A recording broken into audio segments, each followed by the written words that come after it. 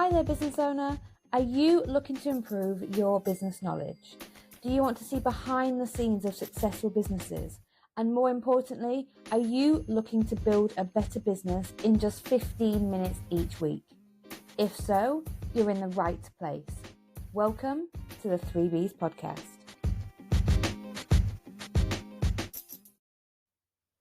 Hello and welcome back to another episode of the 3Bs podcast, your 15 minutes of CPD certified motivation, inspiration and education each week. As always, I'm your host Stephanie. Hi, and I am a seasoned entrepreneur with over a decade of experience in the bookkeeping and accountancy world, and I've been running my own practice, ABCS UK, for a little over 3 years now.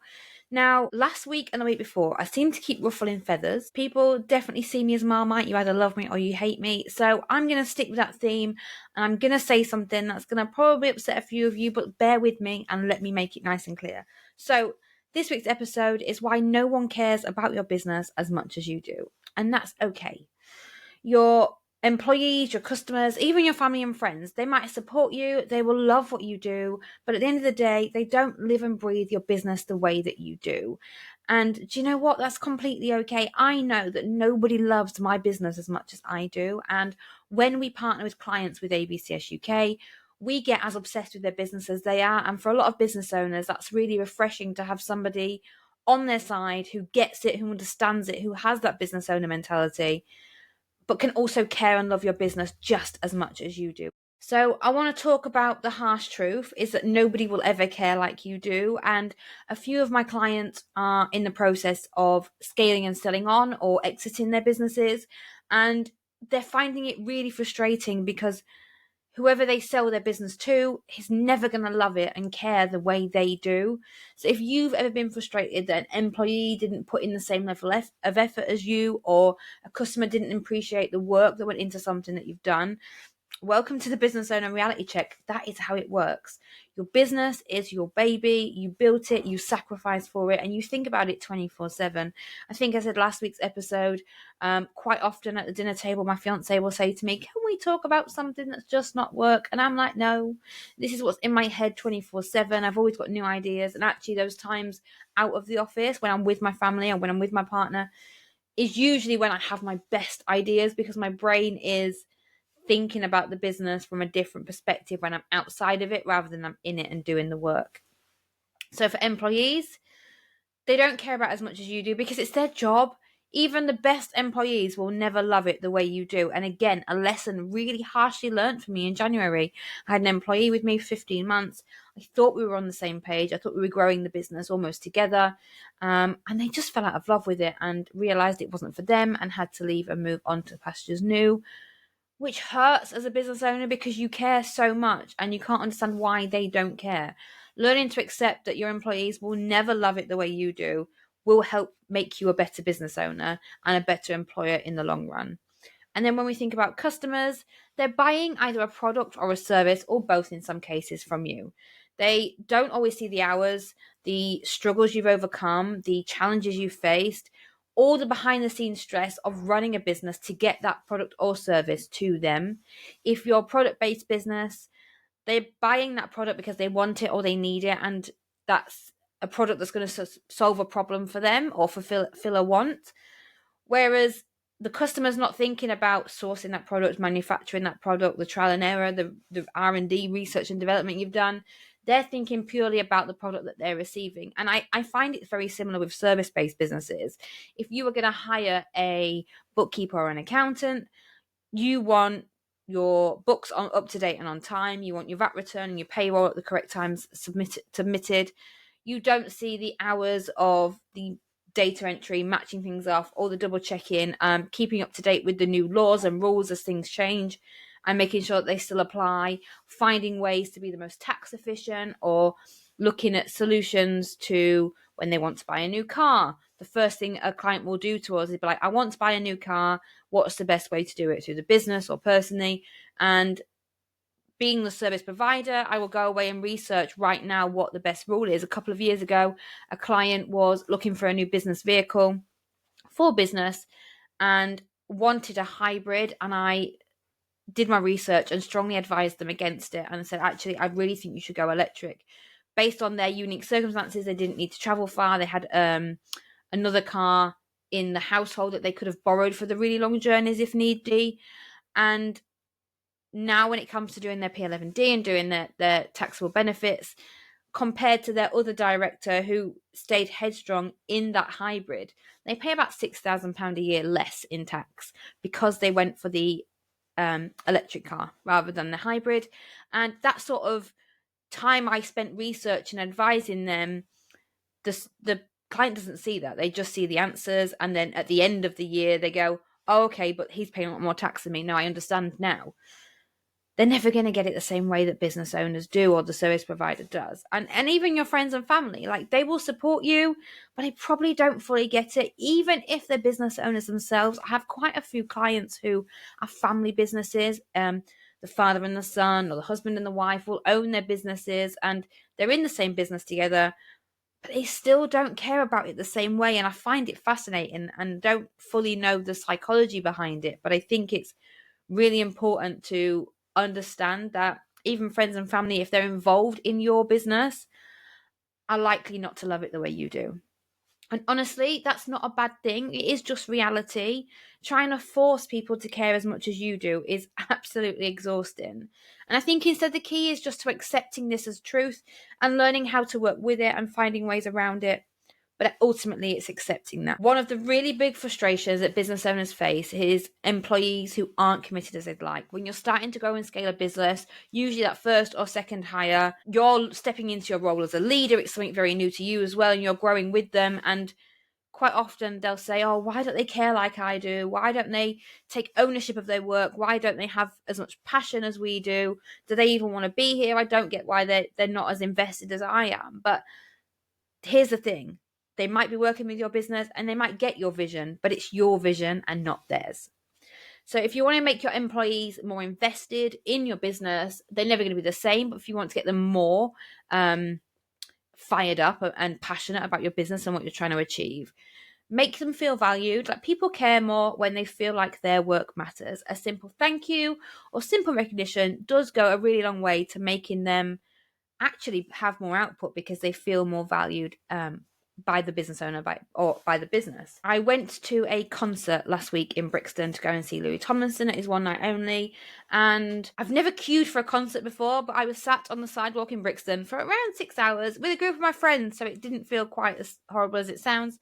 But every time the security guards came past, we always spoke to them and asked them how they were. We said thank you when they let us go in and get our merch early, and we were talking amongst ourselves about how a simple thank you or a simple acknowledgement can actually get you a lot further in life. And in business, it's going to be exactly the same. People feel valued. People feel seen. They're just doing their job at the end of the day. That recognition does really go a long way, both in they're more likely to say yes to things that they would otherwise say no to, but also in the making them feel more valued and more productive. Another way to make employees feel more invested is to be very clear on the expectations. Don't expect them to guess what you want, especially that first or second hire. I keep going back to it, is that everything is in your head. Very often business owners will keep everything in their head. Policies, procedures, mission statements, what they want to do is all in their head. So employees are having to kind of guess what they want, what you want them to do, what standards you want them to uphold, what their responsibilities are, or you tell them very briefly and then move on to the next thing because you're a busy business owner. Be clear on those expectations. Don't expect them to guess, and they'll feel more part of the business, especially if you allow them to use their own initiative with things. Ask them their opinions on things. That's going to make a big difference, I think. A solid, well-trained team will do their job well is better than trying to expect clones of yourself. You're never going to get those clones of yourselves.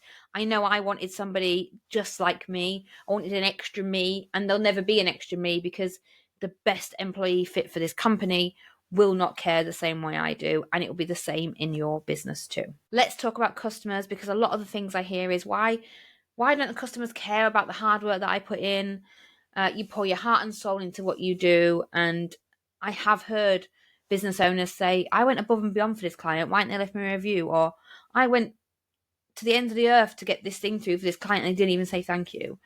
Or if you're product based, I spent hours perfecting this product, why aren't people raving about it? Why Are the sales not coming in as quickly as I want them to do? Well, the truth is, customers care about what they're getting, not how hard you've worked behind the scenes. They are focused on results. They're incredibly results driven, whether it's they're buying a product or a service. So if you are looking to get customers more engaged in your business, make them feel something. It's as simple as that. People remember how you make them feel, not how much effort you put in. Focus on the experience and not just the hard work. And this is really key for both product and service-based businesses, is that customer journey and that customer experience often gets forgotten in a business. And actually, that is the most important part of your customer journey, is how they feel throughout. Communicate your value. Don't assume they'll just get it. As I said, people don't know what's going on inside your head. People don't understand what you're thinking about. As a business owner, you do need to spell out what makes your business different, why they should care about your business. You need to say to them why now. Why do they need to purchase your product now? Not why they need to product. That urgency and that value that you're providing, if you don't communicate it clearly to them, they're not going to know. If you don't tell them, they're not going to know. So it's important to communicate that value clearly and spell it out to them. Also, ask for engagement. Customers aren't mind readers. If you want reviews, referrals, or feedback, ask for it. The worst they can say is no, or just ghost you and not reply. So go and ask for that review, referral, feedback. On LinkedIn, there's a couple of really big companies who very regularly will slip into my DMs on LinkedIn and say, I'd really love your engagement on this post. Could you please answer this question on this post? Could you please, react in some way to this post or this video, whatever it may be? And at first I was like, oh my God, they're like asking for engagement. Like, that's not a true figure then. But no, sometimes you have to ask for that engagement because customers aren't mind readers. And finally, understanding that some customers will love you and some will forget about you the second they get what they need. A bit like I said at the beginning of the show, I am like Marmite. Some customers love what I do, and some will forget about me the second that they've listened to this podcast until the next episode comes out the following week. Focus on delivering that great service, but don't take it personally when customers move on. This is the hardest thing in business. When you have built a business that you care about, it's your baby, you're putting in all the hours, all the time, all the effort, you've got all these great ideas. And when somebody leaves a bad review or somebody doesn't like something, you take it really personally. Once you can remove that personal feeling away from the business, look at it as a standalone thing. Even if you're a sole trader, look at it as a standalone entity. And if they don't like that particular company, that's not on you. That's not a reflection of you.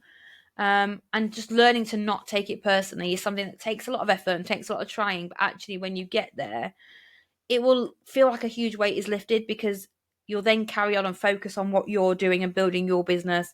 And you'll stop seeking that validation from customers and clients and people on the internet who don't really matter. Next time you feel frustrated that an employee isn't as committed as you, a customer doesn't appreciate your effort, your family doesn't fully understand your struggles, just take a breath and remember that nobody cares about your business like you do, and that's okay. Instead of expecting them to, focus on your business, focus on engaging customers by making them feel valued, not just expecting appreciation. And run the business in a way that makes sense for you. Don't look for external validation. When I went to the SBS event with Theo Paphitis in February in Birmingham, one of the things that was really important that he said and stuck with me is that you don't need to reinvent the wheel. You need to take something that exists, find the problems with it, make it better, and then sell that solution. It's not copying, and a lot of business owners are like, oh, that's copying. It's like, well, no. There's like 2 hairdressers in my village next door to each other.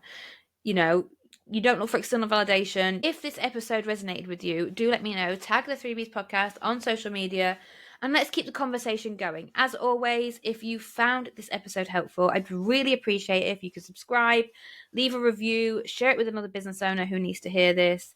Even if it makes them not feel so alone, I think that's the thing, is you're not alone. Yes, no one cares about your business like you do, but we all feel the same as business owners.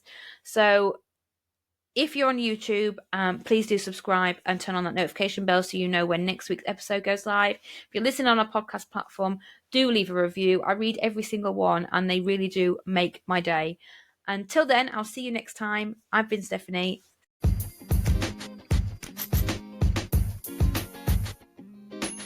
And that brings us to the end of another episode of the 3Bs podcast.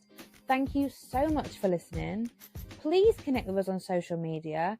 Like, rate and review wherever you are listening to this podcast so that I can help more business owners build a better business. See you next week.